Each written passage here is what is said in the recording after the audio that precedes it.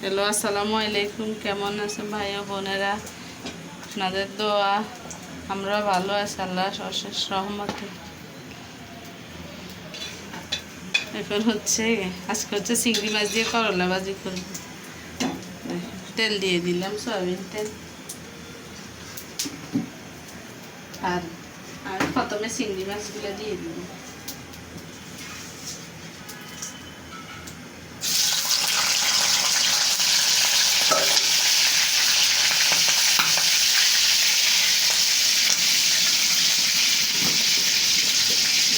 প্রথমে দিয়ে দিলাম, পরে আমি তেল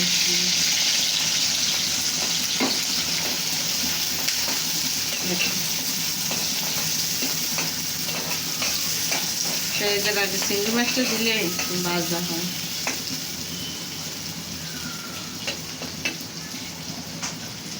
এরপরে রসুন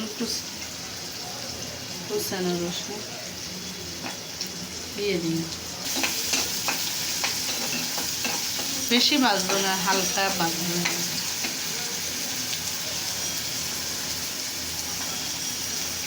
লবণটা দিয়ে দিলে,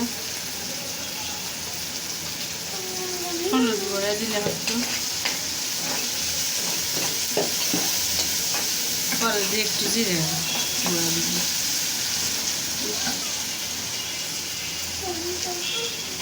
করলাটা দিয়ে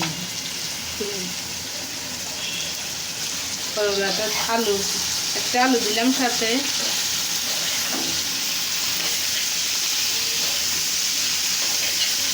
আলুটা কুচে না, করলার মতো করে বড় বড় করে কাটে, ও পাতলা পাতলা করে কাটতে।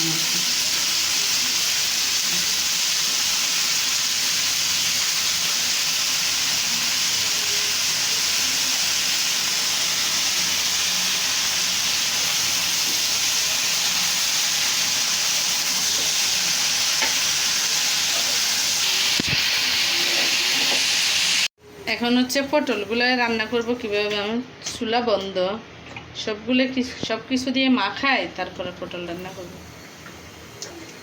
তেল আর চিংড়ি মাছ দিলাম, রসুন দিব।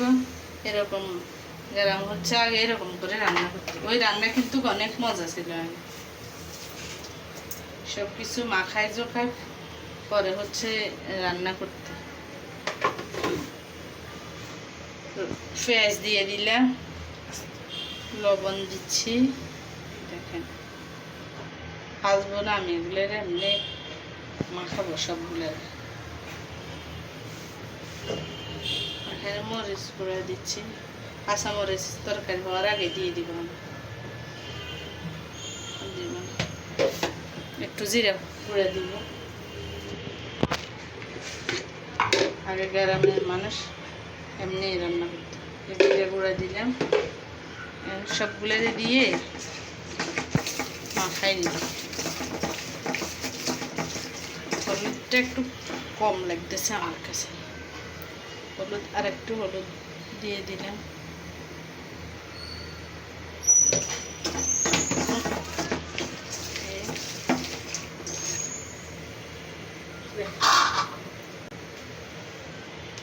এগুলা দিয়ে পাতিলটা একটু ছোট হয়ে গেছে।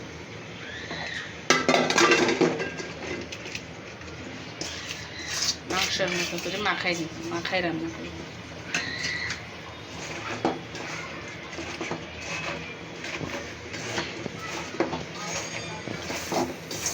এভাবে রান্না করে খেয়ে দেখবেন।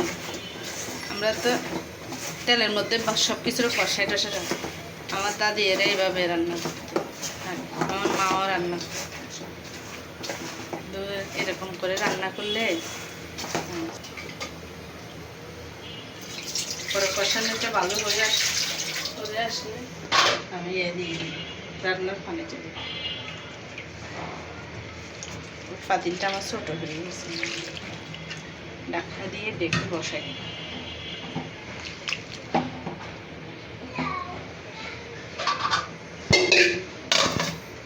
এখানে এই তো পটলের আগুন দিয়ে দিলাম, চুলা জ্বালাই দিলাম। আমার রান্নাঘরটা ছোট তো, আবার পানিও থাকে না আমাদের বাড়ি এলাকা। কোনো বাড়িতে ভালো করে পানি টানি থাকেনি, একটু বলিয়েন। আমার বাসা বাড্ডা, একটু কমেন্টস করিয়েন পানি আর গ্যাস যদি একটু থাকে আর কি।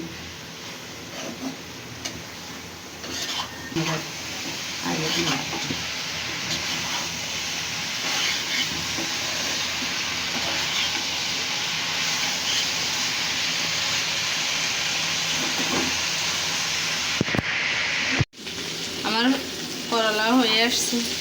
আমি এটা দেখাইতে মনে নাই, করলার মধ্যে হালকা একটু শুকনা মরিচের গুঁড়া দিচ্ছি আর কি, মনে ছিল না বলতে ওর সময়। এখন হচ্ছে কাঁচামরিচটা দিয়ে দিব, পরে একটু পরে নামাই দিব। চিংড়ি মাছ দিয়ে রান্না করলে করলা বেশি মশমশা করা।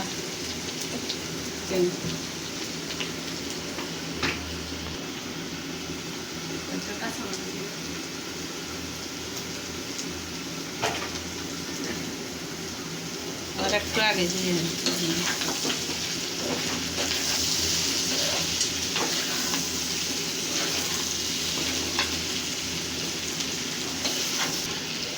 দেখেন আমার পটলটা কষানো হয়ে গেছে।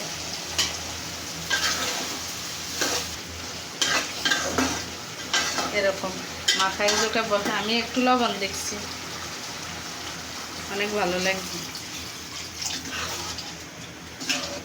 কালারটা দেখেন, অসাধারণ একটা কালার হয়েছে। ধনে পাতা কাঁচামরিচ দিয়ে নামাই দিব।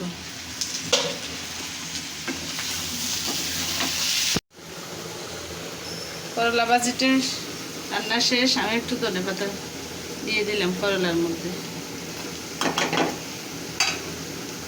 করলাটা এখন নামাই নিব, বেশি শক্ত করে দেব।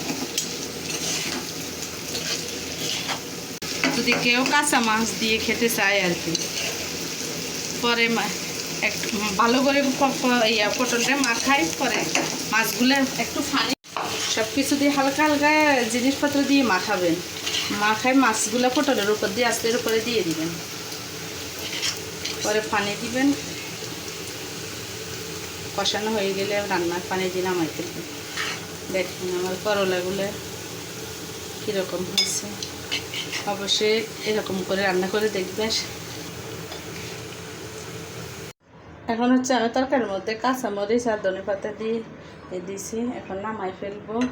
আমার রান্না শেষ।